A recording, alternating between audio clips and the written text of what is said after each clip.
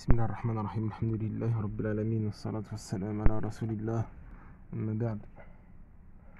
On continue nos cours, Inch'Allah, notre série de cours sur la préparation du fiqh malikite. Donc dans le cours précédent, on a vu c'était quoi le fiqh dans la langue arabe, puis dans le jargon des jurisconsultes. On a dit que le fiqh chez les jurisconsultes, c'est le fait de connaître les jugements religieux actifs tirés par effort de réflexion des preuves détaillées. Et on a expliqué cette définition-là. Le fiqh, c'est quoi? C'est le fait de connaître les jugements religieux actifs. On a dit pourquoi il faut mettre actif pour sortir la aqida, pour exclure tout ce qui n'est pas en rapport avec les actes. Ça, c'est pas du fiqh. Tiré par effort de réflexion, on a dit, il faut absolument qu'il y ait un effort de réflexion. Sinon, t'es pas un faqih. T'es un suiveur ou bien, mais t'es pas un faqih. Des preuves détaillées. On a dit pourquoi des preuves détaillées, comme un verset, un hadith. Et on a vu la différence entre les preuves détaillées et les preuves générales. Par exemple, preuve générale, on a dit, par exemple, comme la règle qui dit l'ordre à l'impératif implique une obligation. Ça, c'est un exemple. Et donc là, on va voir comment a commencé le fiqh. Comment a commencé le fiqh. Quelles sont les causes et comment ont commencé les divergences. Et quelles sont les causes des divergences entre les savants. Donc la science du fiqh, elle vient des compagnons. Après la mort du prophète sallam, le prophète sallam a laissé les compagnons à Médine. Donc le fiqh provient des compagnons. Le fiqh a subi plusieurs étapes, de la période des compagnons à notre époque aujourd'hui. Donc les compagnons au début ils étaient à Médine. Après la mort du prophète sallam, les compagnons étaient à Médine à l'époque d'Abu Bakr, qui était le calife, puis après sa mort, Omar. Donc le fiqh et le hadith étaient concentrés à Médine et non ailleurs. Pourquoi? Parce qu'à l'époque d'Abu Bakr et Omar, alors qu'ils étaient califes, ils interdisaient les compagnons de se disperser, de sortir de Médine, c'est-à-dire d'habiter en dehors de Médine, de se disperser et de s'éparpiller. Puis après la mort de Omar, lorsque Uthman ibn Affan, qu'Allah l'agrée, était calife, après le califat, a donné la permission aux compagnons de s'éparpiller où ils veulent.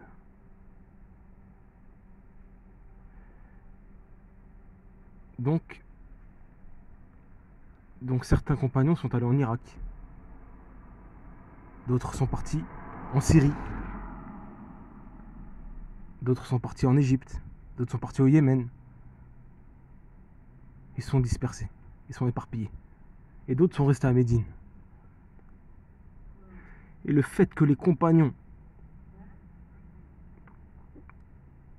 se soient éparpillés dans plusieurs contrées différentes, cela a poussé à avoir plusieurs méthodologies dans le fiqh. Et plusieurs méthodologies dans la fatwa. Parce que les compagnons ont fait des efforts ils faisaient des efforts de réflexion sur les textes religieux. Ils avaient leur propre effort de réflexion, leur propre ijtihad, leur propre compréhension des textes. Dans les contrées où ils étaient, dans les pays où ils étaient. Et ceci en fonction des événements extérieurs nouveaux qui apparaissaient. Parce que lorsqu'ils partaient par exemple en Irak, habitaient en Irak, en Syrie, ou bien en Égypte, au Yémen, etc., il y avait des événements extérieurs nouveaux qui apparaissaient, qui n'étaient pas connus à Médine. Donc en fonction aussi de ces événements nouveaux qui apparaissaient devant eux, ils émettaient des fatwas en fonction de leur compréhension des textes. Chacun avait sa compréhension, en fonction de leurs efforts de réflexion.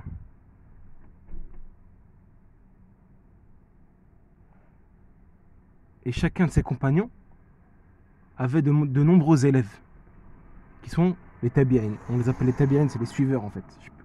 Les suiveurs des compagnons. Donc ces compagnons-là avaient des élèves. Donc ces compagnons-là transmettaient à leurs élèves leur compréhension des textes, leur propre compréhension des textes, et leur propre méthodologie dans le fiqh.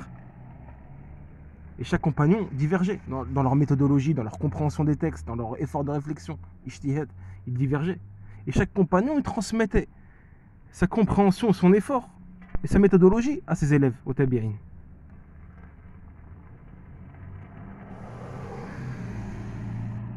Comme par exemple Abdullah ibn Omar, qui était lui à Médine, et il est resté à Médine. Abdullah ibn Omar, il est resté à Médine.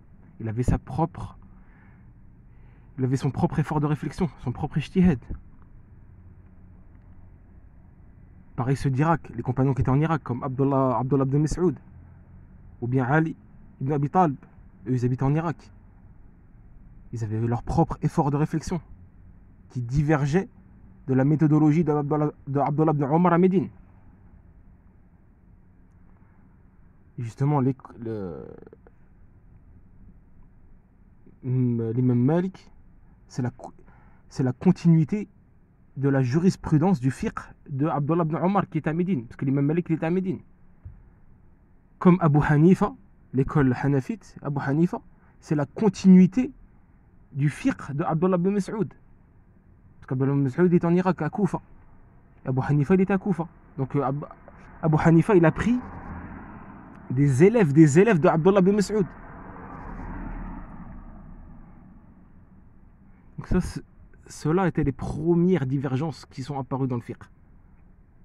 Et les premières apparitions d'écoles juridiques et de méthodologie. Et cela en fonction justement de la méthodologie et la compréhension des compagnons, qui eux-mêmes divergeaient dans leur méthodologie.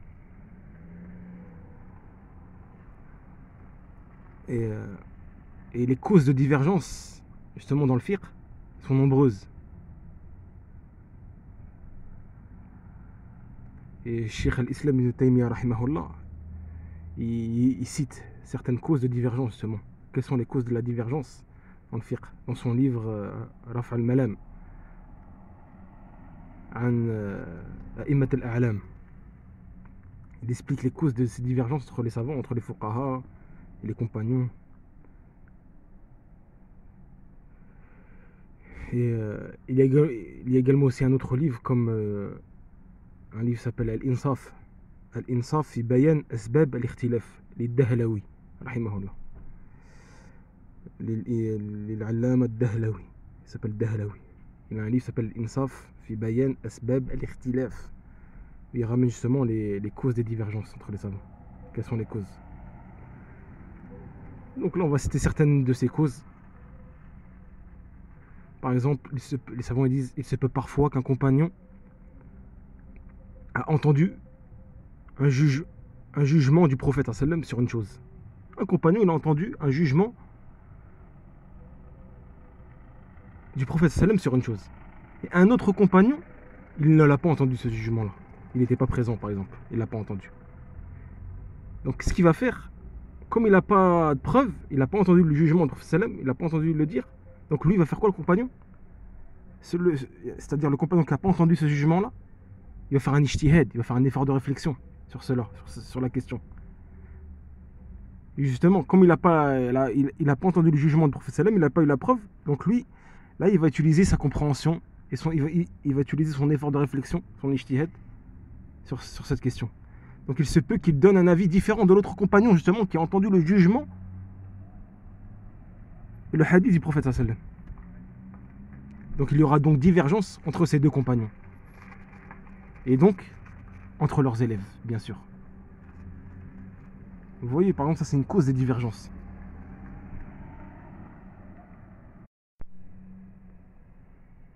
Parmi les causes aussi de divergence, les savants citent, par exemple, un hadith. Il se peut qu'un hadith parvient à un compagnon,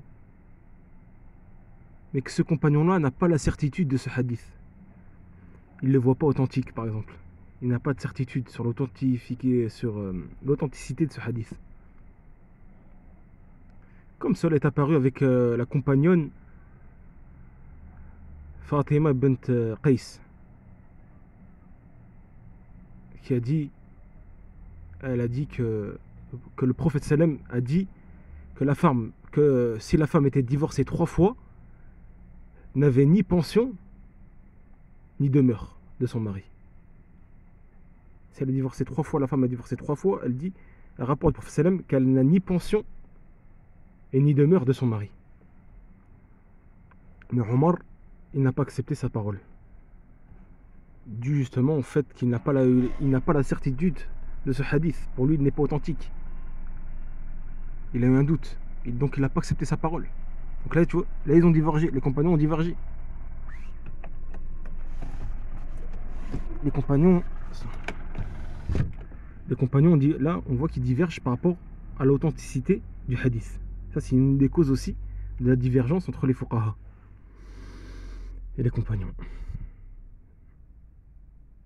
Et parmi les causes aussi de la divergence, que certains compagnons, par exemple, voient le prophète sallam faire un acte. Les compagnons voient le prophète faire un acte. Et certains compagnons, justement, jugent cet acte comme une adoration. Et d'autres, ils jugent cet acte comme un acte permis à effectuer, et non une adoration. Ça, c'était un sujet de divergence, par exemple, entre Omar et son fils, Abdullah ibn Omar. Bon, Abdullah ibn Omar, il voyait des actes que faisait le prophète sallam comme sunna, alors que d'autres non. Il voyait que c'était pas sunna, c'était juste permis. Par exemple, lorsque le prophète sallam descendait ou faisait halte lorsqu'il voyageait. Le prophète sallam, des fois, il voyageait, il s'arrêtait dans certains endroits. Il faisait halte dans des expéditions, dans des voyages. Abdullah ibn Omar, il voyait que ça, le fait de s'arrêter à cet endroit-là, c'est une sunna. C'est une adoration. Mais la plupart des compagnons, comme son père Omar, ils voyaient que non, ça c'est pas une adoration, ça c'est un acte permis, quoi. En rien ça veut dire que c'est une adoration.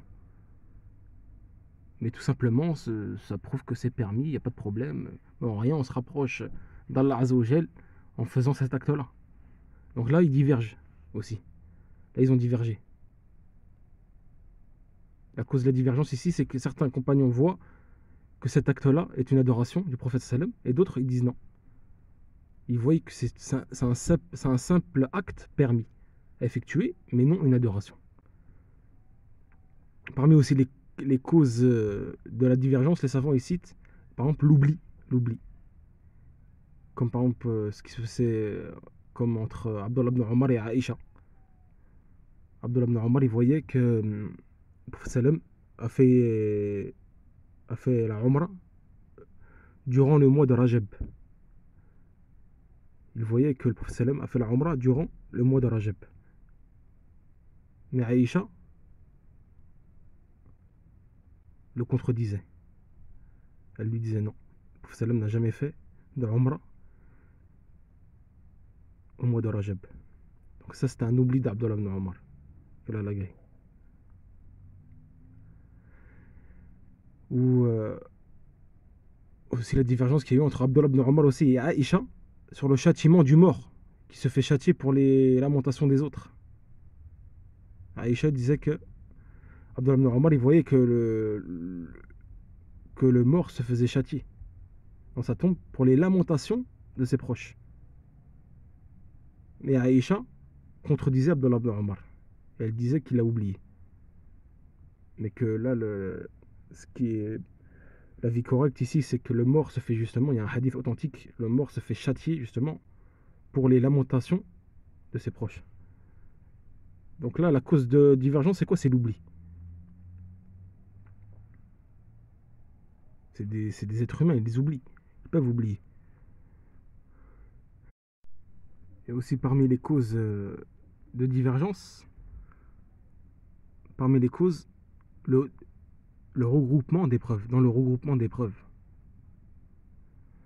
Comme le fait qu'il nous a été interdit, lorsqu'on fait nos besoins, de se mettre face à la Qibla ou dos à la Qibla. Il y a un hadith authentique sur ça. Le prophète sallam, il dit si quelqu'un s'assoit pour faire ses besoins, qu'il ne s'oriente pas vers la Qibla, ni donne dos à la Qibla. C'est un hadith rapporté par Muslim dans son Sahih. Donc certains savants voyaient l'interdiction de façon absolue. Et d'autres ont dit c'est interdit sauf si on est dans une construction. Par exemple, il y a un mur devant nous. On peut faire face à la Qibla s'il y a un mur par exemple devant nous, il y a quelque chose. On est dans une construction, dans une bâtisse. Il y a un rideau, il y a un mur. Et ils disent que là, ici, c'est permis. Sauf si, par exemple, il n'y a rien devant nous. On est dehors comme ça, il n'y a rien devant nous. On est directement face à la Qibla ou bien dos à la Qibla. Là, c'est interdit. Mais s'il y a une construction, on est dans une construction, dans une bâtisse, il y a quelque chose entre nous et la Qibla, il n'y a pas de problème. Contrairement à d'autres savants qui voyaient l'interdiction absolue. Et pourquoi les autres ont différencié entre la construction et le fait d'être dehors sans qu'il y ait rien entre nous et la Qibla? En gros, justement, en regroupant les hadiths. Car le hadith qu'on a cité là tout à l'heure là, contredit un hadith de Abdullah ibn Omar. Parce qu'Abdullah ibn Omar il rapporte qu'il est parti voir sa sœur Hafsa, qui était la femme du prophète, sallam. Et justement, lorsqu'il est monté au-dessus de la maison, sur le toit, a vu le prophète faire ses besoins justement en direction de la Qibla. Donc là, ce hadith-là, Abdullah ibn Omar, il voyait le prophète sallam chez lui. Il était chez lui, c'est-à-dire qu'il voyait l'apparence du prophète sallam, il ne voyait pas tout en détail, c'est-à-dire qu'il voyait peut-être sa tête, il voyait ses épaules, c'est tout, pas plus. Il faisait ses besoins en direction de la Qibla. Et ça, ce hadith-là, ça contredit le hadith qu'on vient de citer tout à l'heure. Au prophète sallam, il dit si quelqu'un s'assoit pour faire ses besoins, qu'il ne s'oriente pas vers la Qibla, ni donne son dos à la Qibla. Donc en regroupant justement ces deux hadiths, les savants ils ont dit quoi? Ils ont dit donc là, si on est dans une bâtisse, on est chez nous, il y a une construction, il y a quelque chose devant nous qui est entre nous et la Qibla, ici, ce n'est pas interdit. Pourquoi? Car Abdullah ibn Omar il a vu le prophète sallam le faire, malgré qu'il a interdit de le faire. Donc là, l'interdiction, on le comprend lorsqu'on est par exemple dehors, sans qu'il y ait rien entre nous et la Qibla. Il n'y a pas de mur, il n'y a pas de rideau, il n'y a pas de porte. Et d'autres ne voyaient pas ça. Ils disaient que ça ils voyaient l'interdiction absolue. Et ils disaient que ça c'est spécifique au prophète sallam. Le fait que le prophète sallam il fasse ça chez lui, ça c'est spécifique pour lui et non pour nous. Donc il est interdit de faire face à la Qibla ou dos à la Qibla lorsqu'on fait nos besoins de façon absolue, que ce soit dans une bâtisse ou dehors ou n'importe où. Donc là, c'est quoi la cause de divergence? Là, c'est le regroupement des preuves.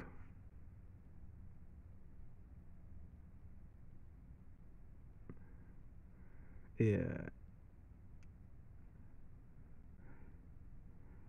il y a d'autres aussi causes qui sont très nombreuses, qu'on ne peut pas citer ici. Là, c'était un résumé pour comprendre comment le fiqh a commencé à l'époque des compagnons et comment les divergences ont apparu, quelles sont les causes des divergences entre les compagnons, etc. Et chaque compagnon avait des élèves, donc forcément après les élèves divergent dans les questions de fiqh. Donc les écoles, forcément.